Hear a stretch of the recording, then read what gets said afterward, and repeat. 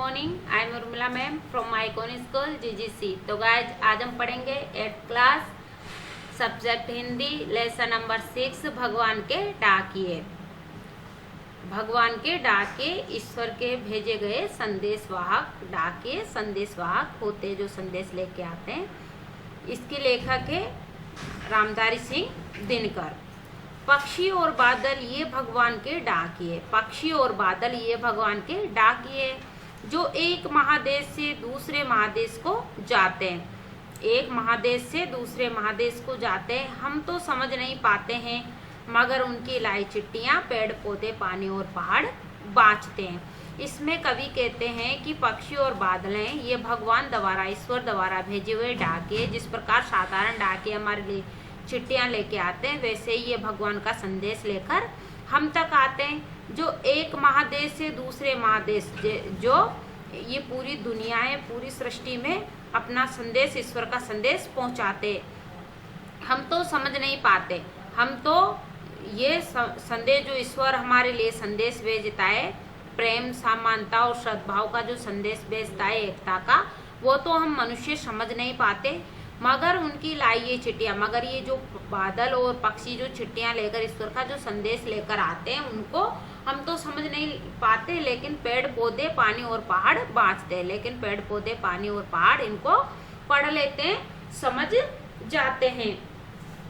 हम तो केवल यही आंकते हैं कि एक देश की धरती दूसरे देश को सुगंध भेजती। हम तो केवल यही आंकते हैं कि एक देश की धरती दूसरे देश को सुगंध भेजती।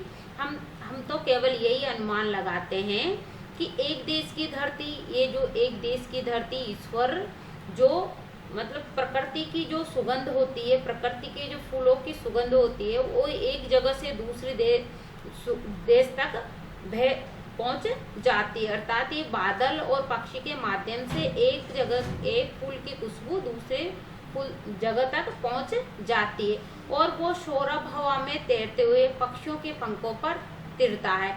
और वो जो प्रकृति जो संदेश भेजती है, ईश्वर जो हमें संदेश भेजता है वो पक्षियों और हवाओं के माध्यम से हम तक पहुंच पाता है।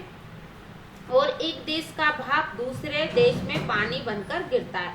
और ये जो हमारे नदी तालाब है उनका जो पानी है वो भाप बनकर पक्षियों के पंखों द्वारा दूसरे देश में पहुंच जाते। एक देश के तालाब और नदियों का पानी भाप बनकर उड़ता है, किसी अन्य देश में बरस जाता है। अर्थात ये जो तालाब और नदियों का पानी भाप बनकर उड़ता है और वो बादल बन जाते हैं और बादल दूसरी जगह जाकर बरसते हैं।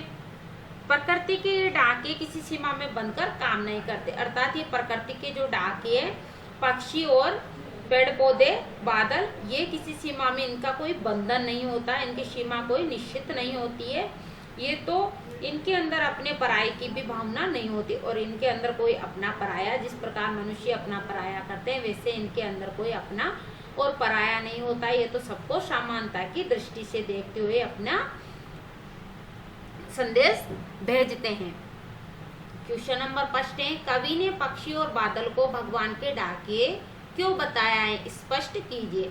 क्वेश्चन नंबर 1 है, उसमें कवि हैं वो बोलता है कि पक्षी और बादल को भगवान के डाकिया क्यों बताया। तो इसका उत्तर है कि जिस प्रकार जो डाकिया मनुष्य द्वारा भेजी गई चिट्ठियों को एक स्थान से दूसरे स्थान तक पहुंचाता है, कि जिस प्रकार डाकिया होता है जो हमारी चिट्ठियों को एक स्थान से दूसरे स्थान तक पहुंचाता है उसी प्रकार बादल और पक्षी भगवान द्वारा भेजी गई चिट्ठियों को एक स्थान से दूसरे स्थान तक पहुंचाते हैं। उसी प्रकार जो बादल और पक्षी हैं वो भगवान द्वारा जो संदेश भेजा जाता है, चिट्ठियां भेजी जाती है, उनको एक देश से दूसरे देश तक पहुंचाते हैं। क्वेश्चन नंबर 2, पक्षी और बादल द्वारा लाई गई चिट्ठियों को कौन कौन पढ़ पाते।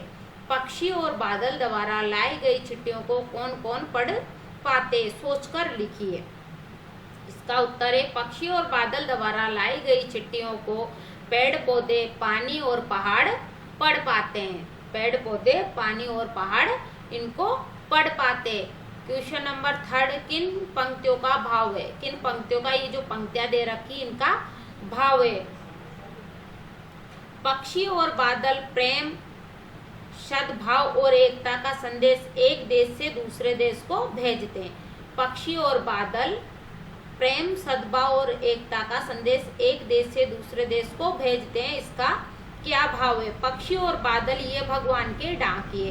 पक्षी और बादल ये क्या है? भगवान का, ईश्वर के भेजे हुए संदेशवाहक हैं, जो एक महादेश से दूसरे महादेश तक जाते हैं, जो एक महादेश से दूसरे महादेश तक जाते हैं। और हम तो इनको समझ नहीं पाते, हम लोग तो इनको समझ नहीं पाते, मगर उनकी लाई हुई चिट्ठियों को पानी, पेड़ पौधे, पानी और पहाड़ बाँच पाते हैं। लेकिन इनके द्वारा जो संदेश भेजता है ईश्वर, उनको पेड़ पौधे, पानी और पहाड़ समझ पाते हैं।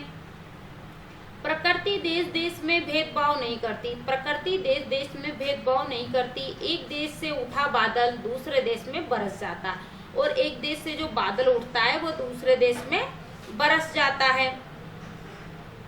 हम तो केवल ये आंकते, इसका जो अर्थ है वो है कि हम तो केवल यही आंकते हैं कि एक देश की धरती दूसरे देश को सुगंध भेजती। एक देश की जो धरती है वो दूसरे देश को सुगंध भेजती है, और वो सौरभ हवा में तैरते हुए, और वो जो सौरभ हवा में तैरते हुए पक्षियों के पंखों पर तिरता है, और वो जो हवा में सुगंध फैलती है वो पक्षियों के पंखों के माध्यम से तैरता है। और एक देश का भाप दूसरे देश में पानी बनकर गिरता है, और एक देश का भाप है वो दूसरे देश में पानी बनकर गिरता है। पक्षी और बादल की चिट्ठियों में पेड़ पौधे, पानी और पहाड़ क्या पढ़ पाते? क्वेश्चन नंबर 4 है, पक्षी और बादल की चिट्ठियों में पेड़ पौधे, पानी और पहाड़ क्या पढ़ पाते हैं?